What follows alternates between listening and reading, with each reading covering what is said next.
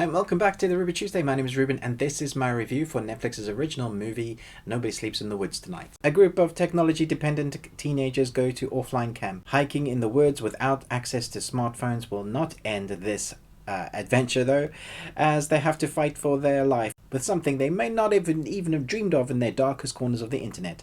In the face of deadly danger lurking in the woods, they will discover what true friendship, love and sacrifice are. So we're in the Halloween week now, and Netflix are obviously going to be putting out a bunch of Halloween titles. This one, however, has me a bit confused, I guess, because for everything that they did right, there are things that they did wrong. I'm balancing on, yeah, I liked it, and yeah, I did not like it. For example, the prosthetics in this film are great.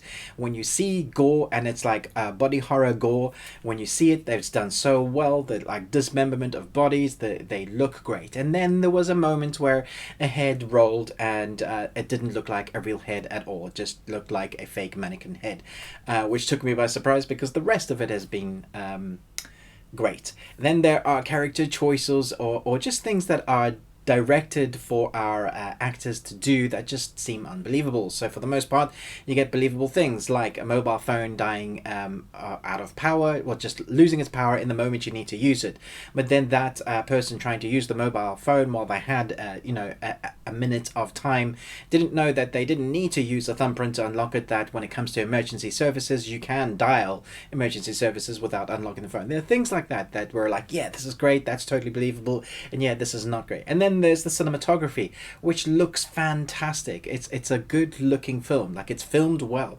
There's even a very cool effect to kind of put you in the zone of this kind of the horror feel, the weird tree movements kind of jittering, and for some reason it adds the heightened tension that they're going for, which I love. But then you have a weird score, which at times feels quite comical. There are weird instruments used that sometimes it does heighten that sense, and then other times you're like, what on earth is this? So the whole way through the film, I feel like I'm settling into a horror that's kind of doing what it should do, and then it just continues to tick the cliche boxes. There is a character in this, the geeky character, that again dumps exposition of telling us, the audience and his friends around him, that they're going on the hike. The geeky, slightly chubby kid that goes, okay, these are the rules of how to survive a horror. You know, that scene from Scream, that was awesome. Scream 1 and 2, I think even 2 had it. And so they do that kind of cliche thing here, don't have sex, don't split up. All of those kind of rules that you're going to get. And when the killing does start happening, you kind of don't really feel anything for the teenagers. You're just on the edge because they're about to die. And it's the type of film you're going to kind of guess, okay, well, who's going to survive? When the characters were kind of being killed off, I didn't really care because there wasn't enough to know about these characters. They are slightly given backstories, these characters, as they spend a little time at night together. They talk and you start figuring out who these kids are and what has happened to them.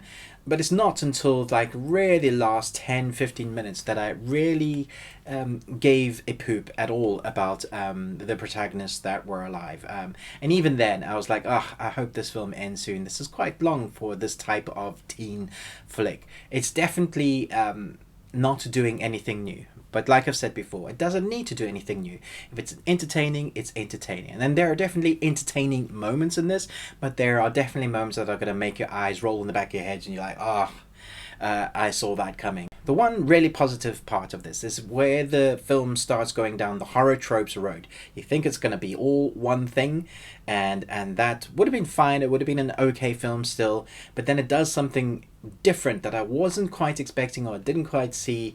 Just like a little change of tack, and that really helped elevate the film somewhat. So for the majority of this film, I did enjoy it, but I was teetering between, yeah, this is great, what on earth is happening there? Yeah, this is good, I don't like what's happened there. The whole time I've had mixed feelings watching this. So I'm going to go right down the middle and say this is a C film. If you need something, a horror, it's a Polish horror film with teens in the woods with a monster or a killer of sorts, very similar to Halloween. Then if you want something brand new, then I guess you can check this out. It's not terrible. The prosthetics are good. The gore is great. There's some decent dialogue. I think the acting is okay, not brilliant. The line delivery often felt like line delivery, but it does what you expect it to do. You know, this is the type of film that if you had a card that said tick these boxes to create a horror film, this is what a teen horror film is, you would take all of them and then maybe have one surprise box at the end, and that's that type of film. Cinematography I thought was great. Prosthetics I thought was great except for one part. Score was a bit off. So I'm going to give it a C. Thanks so much for watching this review. Chat to me in the comments below. Which is your favorite type of teen horror flick? Doesn't matter how old it is. Give me your, let's say, top 5 if you can manage that. If you're a horror fan and you love the teen flicks, then you'll probably start coming up with like Halloween and a Scream. Those type of films. I know what you did last summer. Let me know in the comments below. Thanks so much for watching this review. But most of all, until next time, remember, live long on Tuesday.